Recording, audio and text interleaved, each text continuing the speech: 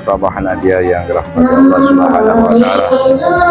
Alhamdulillah, tibalah kita di penghujung bulan suci Ramadan, dan malam ini merupakan safari Ramadan pemerintah desa yang terakhir, yaitu malam ke-28 di Masjid Baitur Rahim Bloke. Ikuti perjalanan safari kami yang terakhir ini. Semoga Allah melimpahkan rahmatnya kepada kita semuanya. Wassalamualaikum warahmatullahi wabarakatuh.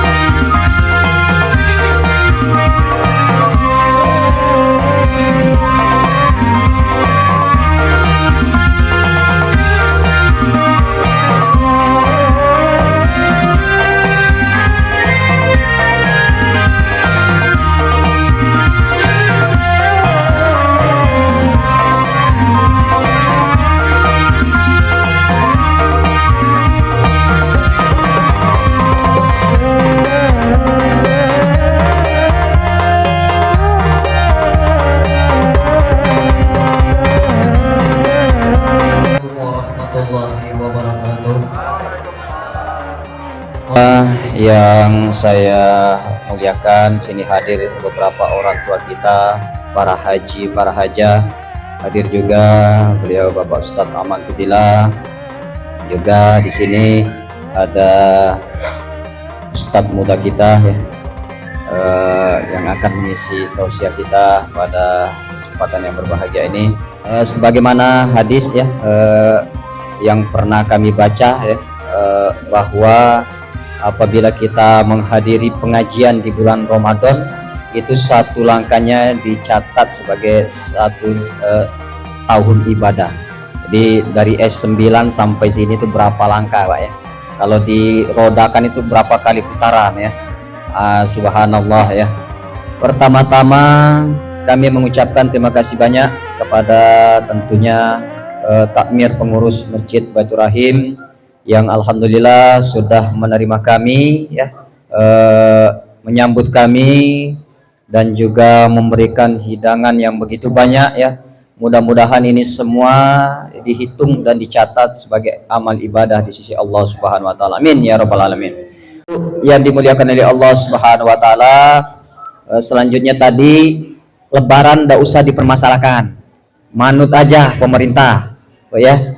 Jadi jangan ini pernah terjadi wong kita ya, namanya kita wong awam, tahu-tahu lebarannya tidak jadi.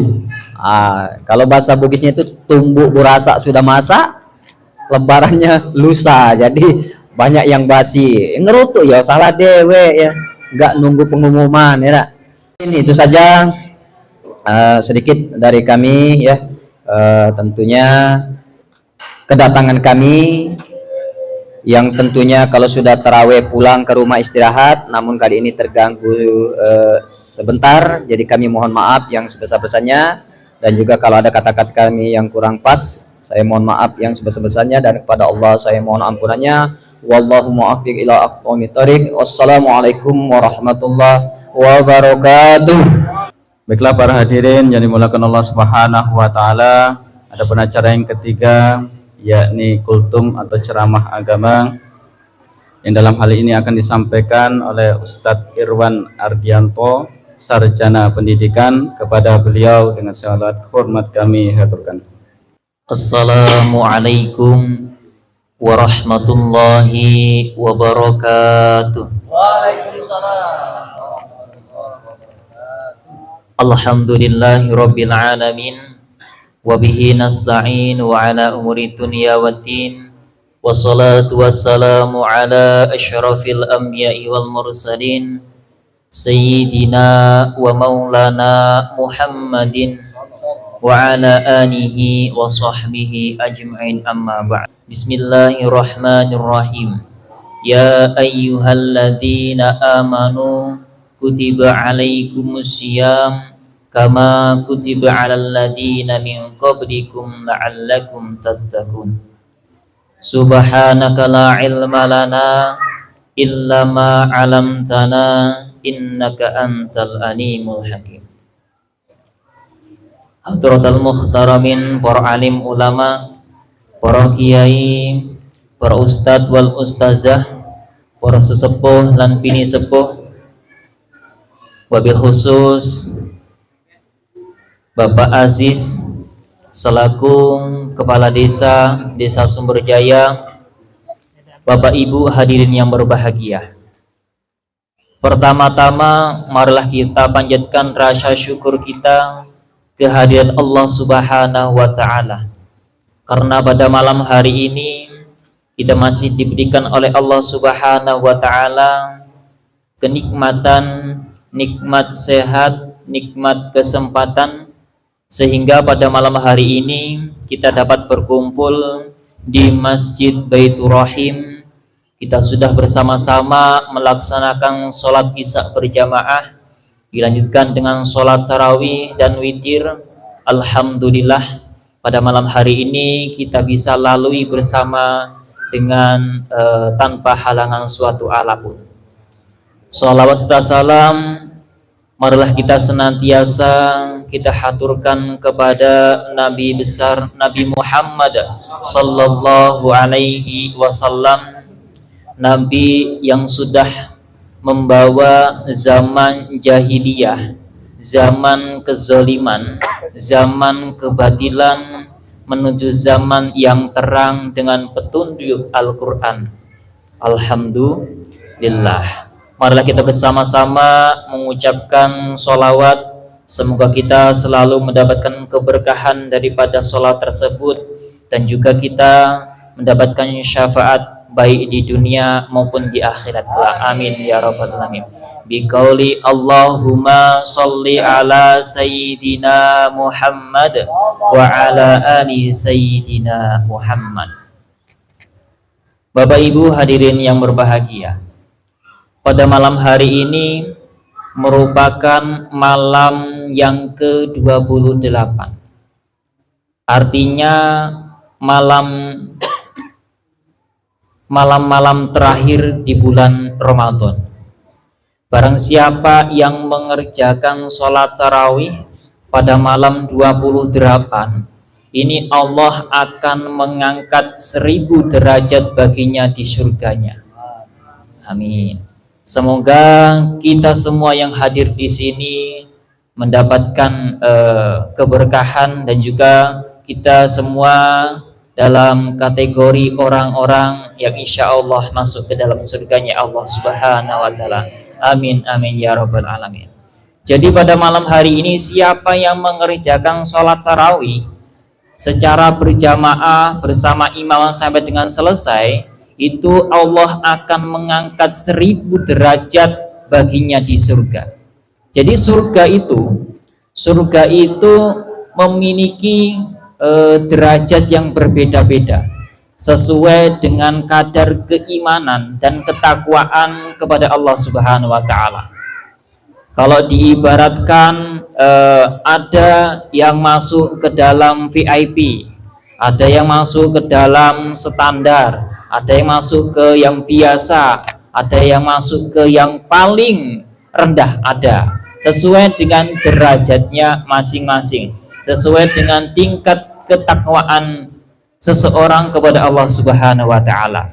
Jadi kalau kita ibadah sholat tarawih pada malam hari ini, insya Allah yang mana kita nanti di surga, kita bertempat di ruangan atau di kamar yang standar, nanti bisa masuk ke VIP karena Allah memberikan 1000 derajat pahala ketika kita melaksanakan sholat tarawih pada malam hari.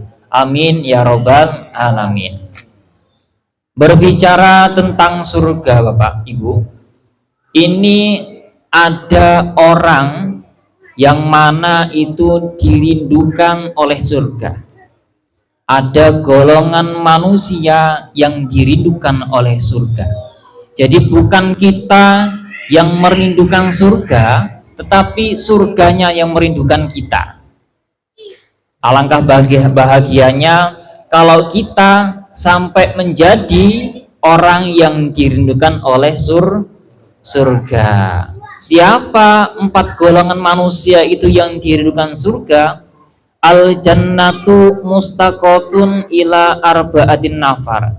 Jadi ada 4 golongan manusia yang dirindukan surga. Yang pertama adalah talil Quran, orang yang ahli Al-Quran, orang yang suka membaca Al-Quran, orang yang gemar membaca Al-Quran. Yang kedua adalah wahafidil lisan, orang yang menjaga lisannya, orang yang menjaga lisannya, berbicara yang baik-baik dan meninggalkan yang jelek. Kemudian yang ketiga wal mut'imul ji'an, orang yang memberikan makanan kepada orang yang kelaparan. Contohnya ketika menjelang berbuka puasa, kita menyiapkan berbuka, itu menyiapkan berbuka puasa itu merupakan contoh dari mana wal mut'imul ji'an, orang yang memberikan makanan kepada orang yang kelaparan, karena kita satu hari kita berpuasa. Kemudian yang keempat adalah basaimin fi syahri Ramadan, orang yang berpuasa di bulan Ramadan. Jadi Bapak Ibu, ketika Allah itu merindukan ketika surga itu merindukan orang-orang 4 tersebut, kemudian kita juga ingin masuk surga, itu di dunia sudah ada tanda-tandanya. Tanda-tandanya ya 4 tadi itu. Kalau kita rajin membaca Al-Quran, kalau kita rajin menjaga lisannya, kalau kita rajin bersedekah, kalau kita rajin puasa Ramadan, insya Allah kita akan dirindukan oleh surga. Kalau di dunia, orang itu memiliki ciri-ciri khusus kalau ingin masuk surga. Kalau di dunia contohnya itu kita lihat dalam kehidupan sehari-hari, pohon ada ya, tahu mangga Bapak Ibu? Mangga, tahu nggih? Mangga itu memiliki ciri-ciri. Kalau mangga matang itu ciri-cirinya bagaimana? Kalau mangga mentah itu ciri-cirinya bagaimana? Kalau mangga busuk itu ciri-cirinya bagaimana? Itu memiliki ciri-ciri tersendiri. Kalau mangga itu dipencet empuk, ini bahasanya campur-campuran, mohon maaf.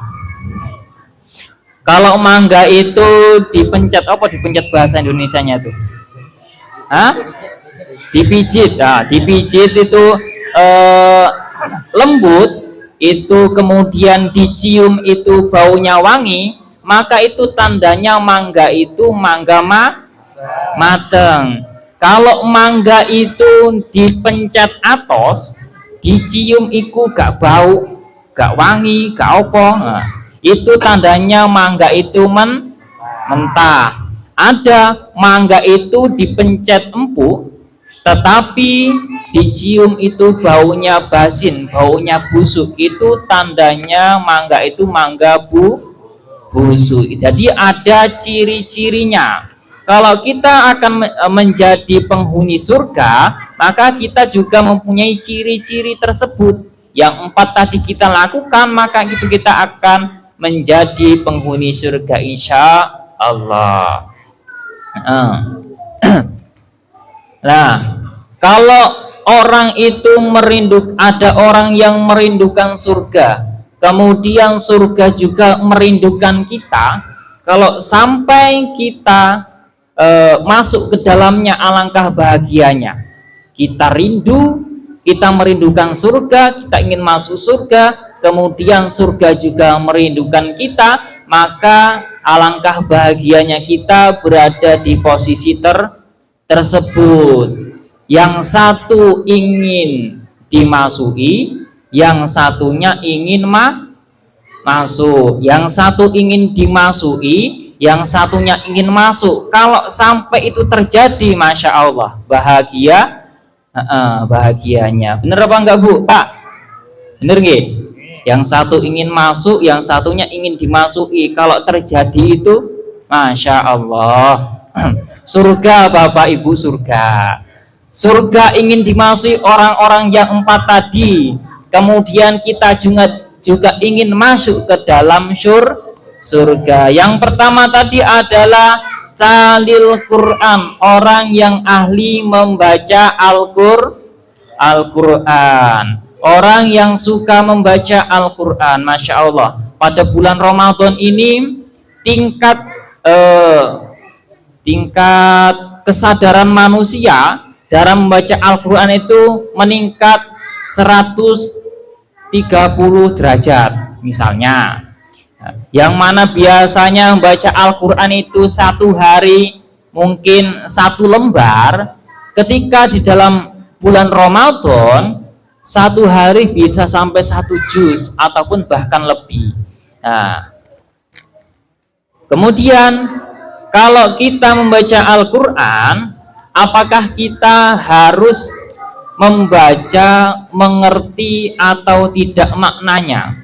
Itu ternyata kita tidak mengerti maknanya, kita juga mendapatkan pahala. Jadi ada cerita, itu ada seorang imam besar, yang mana imam tersebut mimpi bertemu Nabi Muhammad Sallallahu Alaihi Wasallam. Siapa imam tersebut? Yaitu Imam Hambali. Imam Hambali itu mimpi bertemu kepada Nabi Muhammad. Jumlahnya 99 kali bertemu Nabi Muhammad. Tetapi dalam mimpinya itu Imam Hambali itu tidak sama sekali berbicara 1 kata pun tidak kepada Nabi Muhammad. Nah, kemudian Imam Hambali itu kalau dia ingin, kalau semisalnya saya ditakdirkan untuk bertemu kepada Nabi Muhammad lagi, saya akan bertanya kepada Nabi Muhammad. Nah, ternyata mimpi yang terakhir genap ke 100 kalinya, Imam Hambali itu mimpi bertemu Nabi Muhammad dan bertanya kepada Nabi, ya Nabi, apakah ada amalan yang bisa meningkatkan ketakwaan kita kepada Allah dan juga menjadikan kita dekat dan dicintai oleh Allah?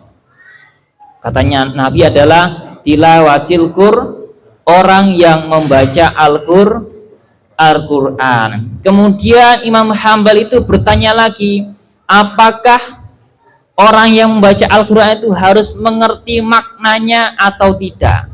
Ternyata orang yang membaca Al-Quran mengerti maknanya ataupun tidak itu sama-sama mendapatkan pahala. Bahkan orang yang membaca Al-Qur'annya terbata-bata itu mendapatkan 2 pahala. Yang pertama pahalanya membaca Al-Qur'an, yang kemudian pahalanya dia belajar bersungguh-sungguh karena terbata-bata tersebut. Itu mendapatkan 2 pahala.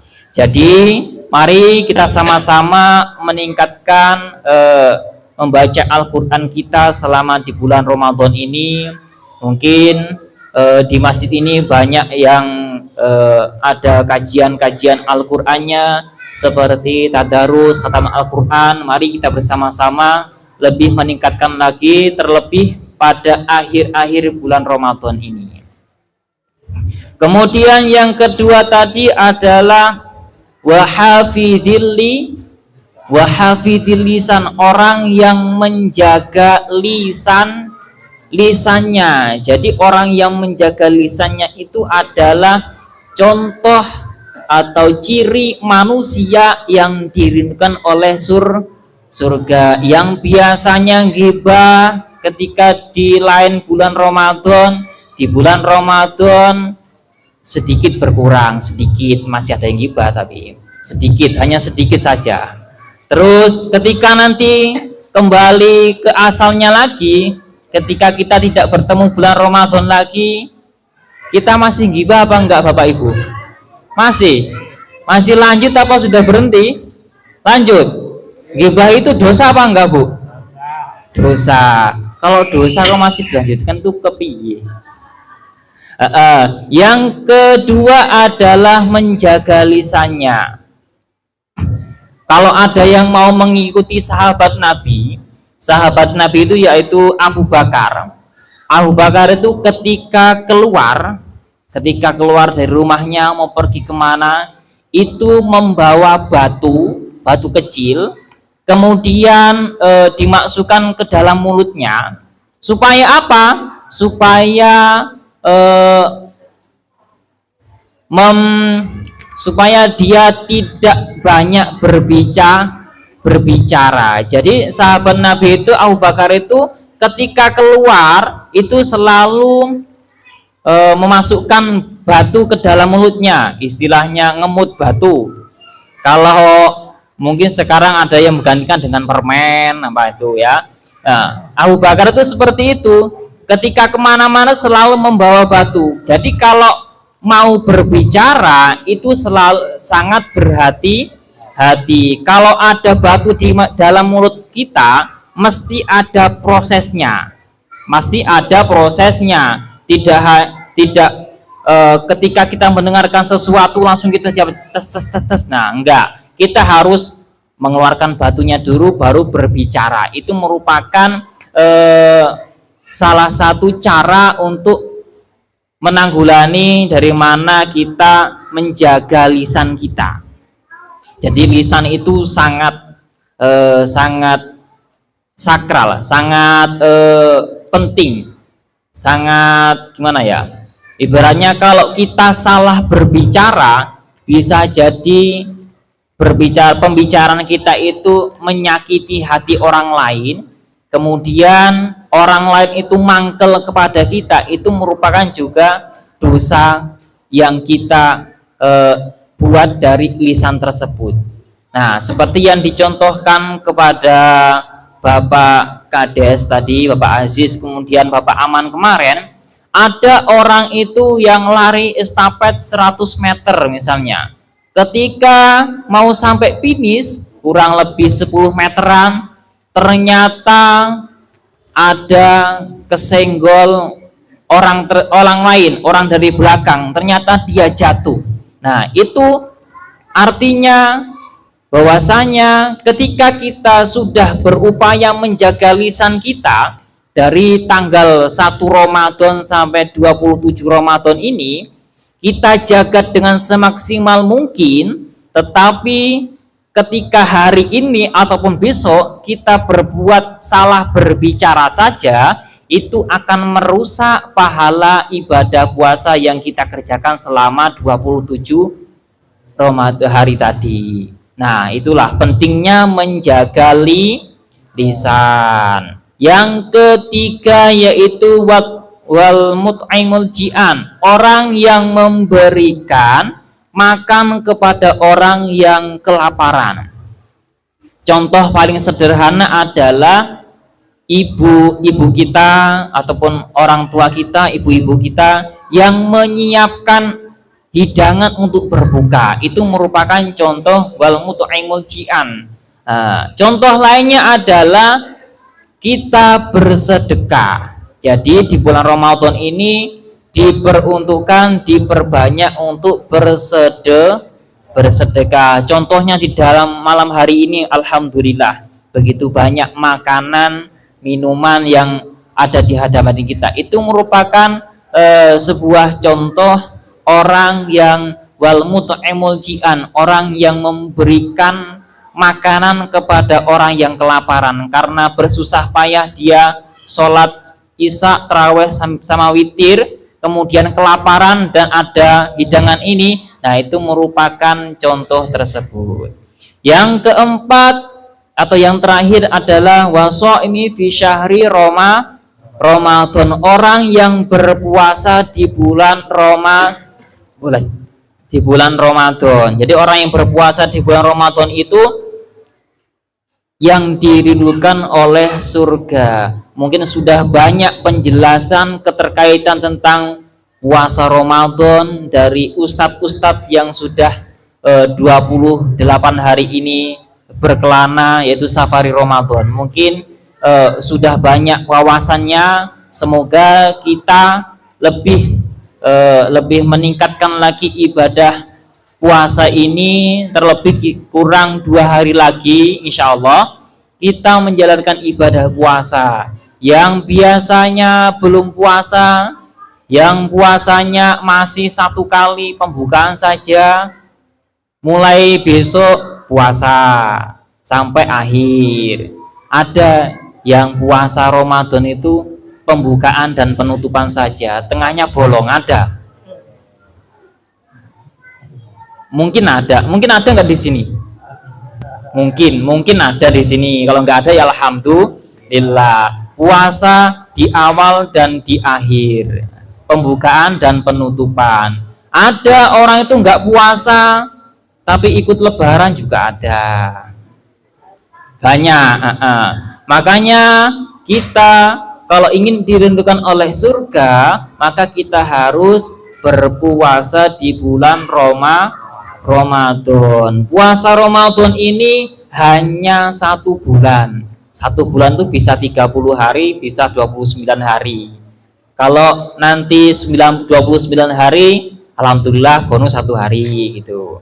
Jadi puasa Ramadan itu merupakan contoh seseorang itu beriman kepada Allah. Karena apa? Karena yang disebutkan dalam ayat tadi, orang yang berpuasa itu adalah orang-orang yang bertakwa, orang-orang yang beriman.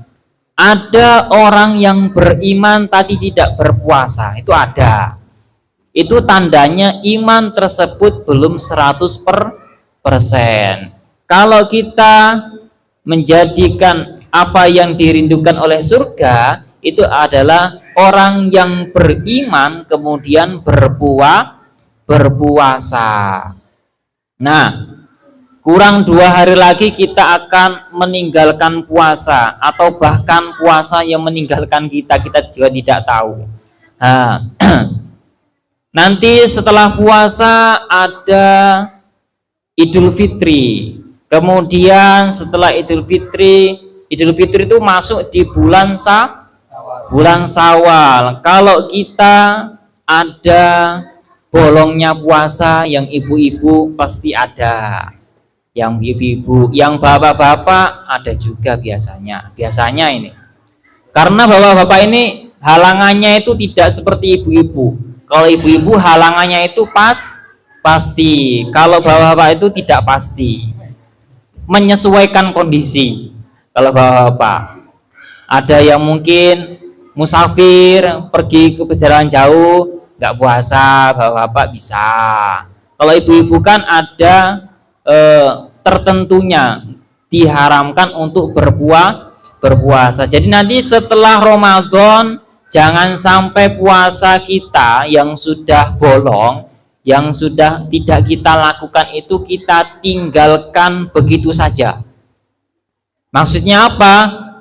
Bulan ini kita bolongnya 2 kali misalnya, atau ibu-ibu 5 hari misalnya. Ketika selesai Ramadan, maka wajibnya harus mengganti atau mengkodonya. Jadi harus diganti karena itu adalah hutang. Hutang itu harus dibayar hutang itu. Jadi nanti ketika sudah masuk bulan Syawal, diusahakan untuk segera melunasi hutang tersebut. Nanti setelah Ramadan ada puasa Syawal, ada puasa Syawal itu adalah puasa 6 hari setelah Ramadan. Siapa yang berpuasa Ramadan kemudian melanjutkan puasa 6 hari di bulan Syawal, maka Allah Subhanahu wa taala akan memberikan pahalanya seperti puasa satu tahun. Nah, itu adalah hikmah dari ibadah puasa. Jadi puasa itu memiliki banyak sekali hikmahnya, Bapak Ibu.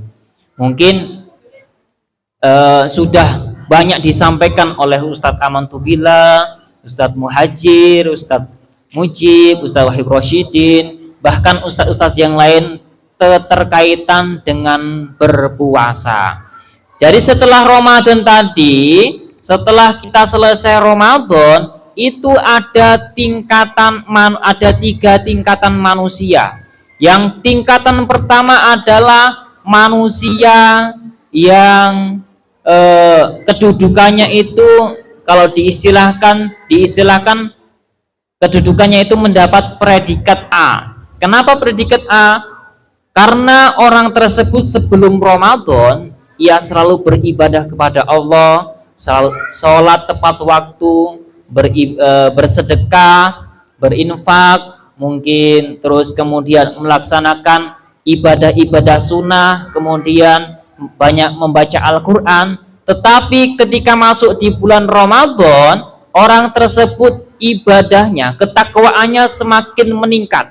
Nah, semakin meningkat, yang biasanya sholat sunnah nggak pernah, yang biasanya sholat sunnah itu jarang-jarang, kemudian di bulan Ramadan itu sholat sunnahnya full, ibadah terawihnya full, sholat witirnya full, tahajudnya full, sodakohnya banyak. Nah, kemudian selesai Ramadan, orang tersebut masih istiqomah selalu masih menjalankan ibadah puasa sunnah, selalu menjalankan sedekah, berinfak, kemudian masih istiqomah membaca Al-Quran, kemudian masih beristiqomah menjaga lisannya. Nah, itu tingkatan orang yang pertama. Kemudian tingkatan orang yang kedua adalah orang yang sebelum Ramadan itu orang lalai, orang yang jarang mengerjakan ibadah, orang yang jarang mengerjakan sholat, bahkan mengerjakan ibadah sunnah itu juga sama sekali jarang. Nah, ketika di bulan Ramadan orang tersebut ketakwaannya ternyata meningkat, yang semulanya nggak pernah sholat, nggak pernah puasa, ketemu Ramadan rajin puasa, rajin sholat, rajin sedekah, rajin membaca Al-Quran. Tetapi setelah Ramadan orang tersebut kembali ke habitatnya, katanya Pak Kades tadi, kembali ke habitatnya masing-masing. Yang biasanya sholatnya masih dilalaikan, ibadah sunnahnya masih dilalaikan, terus banyak-banyak melakukan kegiatan-kegiatan yang dilarang oleh agama. Itu adalah tingkatan yang kedua. Kalau tingkatan yang ketiga adalah orang yang sebelum bulan Ramadan itu sama sekali tidak pernah melakukan ibadah, tidak pernah sholat, tidak pernah puasa, tidak pernah sedekah, tidak pernah membaca Al-Quran. Kemudian bertemu di bulan Ramadan masih sama seperti itu, nggak sholat, nggak puasa, kemudian nggak membaca Al-Quran, kemudian nggak suka bersedekah. Kemudian setelah Ramadan orang tersebut masih sama seperti itu, masih nggak sholat, masih nggak puasa, masih sama seperti itu. Itu adalah tingkatan yang paling rendah. Ada tingkatan yang pertama, itu kalau tingkatan yang pertama tadi, orang tersebut sudah pasti masuk ke dalam surganya Allah. Kalau yang tingkatan kedua ini, masuk ke surganya Allah itu nanti bertahap. Bahkan yang ketiga nanti bertahap juga. Katanya Ustadz Amantubila kemarin pas ceramah di Jembatan 1 itu, orang Islam, orang yang mengakui keimanan kepada Allah dan juga mengikuti Nabi Muhammad itu pasti masuk masuk surga, tetapi melewati beberapa proses. Kalau orang tersebut seperti yang disebutkan yang kelompok ketiga tadi, orang yang nggak pernah sholat, nggak pernah ibadah, kemudian ingin masuk surga, yaitu nanti akan masuk, tapi nanti masuk ke neraka dahulu. Nanti nerakanya berapa lama nggak tahu, entah diapakan, entah dipukuli, entah digemblengi, nggak tahu juga. Nanti akan kembali lagi ke dalam surganya Allah. Semoga kita semua yang hadir di sini termasuk orang-orang yang dirindukan oleh surga. Amin. Amin ya rabbal alamin. Mungkin itu saja yang dapat kami sampaikan, karena saya ini masih belajaran. Kalau mungkin apa yang saya bicarakan ini baik, boleh dimanfaatkan, boleh diamalkan. Kalau mungkin pembicaraan saya ini kurang baik, mohon koreksinya, mohon bimbingannya, khususnya pada ustazah, mohon doanya. Mungkin itu saja yang dapat saya sampaikan, kurang lebihnya saya mohon maaf yang sebesar-besarnya, dan kepada Allah saya mohon ampun. Ihdinas siratal mustaqim. Assalamualaikum warahmatullahi wabarakatuh. Adapun acara yang keempat yakni doa dan serta penutup, maka dari itu kami mohon kesediaannya dari Ustadz Muhajir untuk memimpin doa. Kepada beliau kami hadapkan.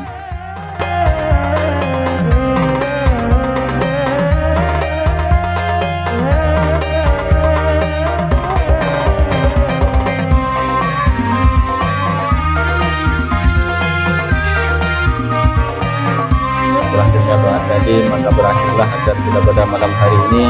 Ini kami sebagai pemandu acara mohon maaf atas segala kesalahan, dan kepada Allah kami mohon ampunan dan terima kasih atas segala perhatian. Kami akhiri, wallahul muwaffiq ila aqwamit thoriq. Wassalamualaikum warahmatullahi wabarakatuh.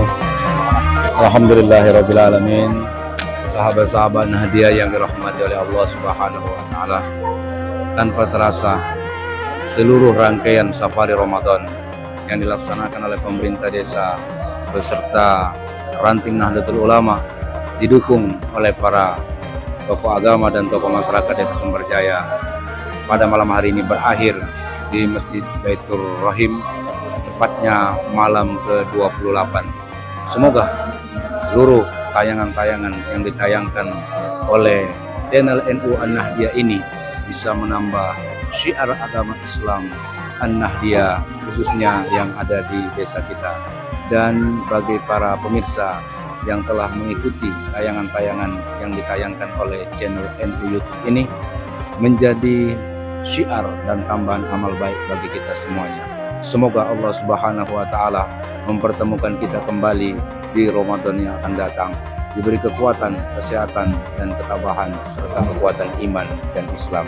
Terima kasih, mohon maaf apabila ada tayangan-tayangan yang kurang berkenan. Mohon saran dan kritiknya untuk perbaikan di masa-masa yang akan datang. Wallahul muwaffiq ila aqwamit thoriq. Wassalamualaikum warahmatullahi wabarakatuh.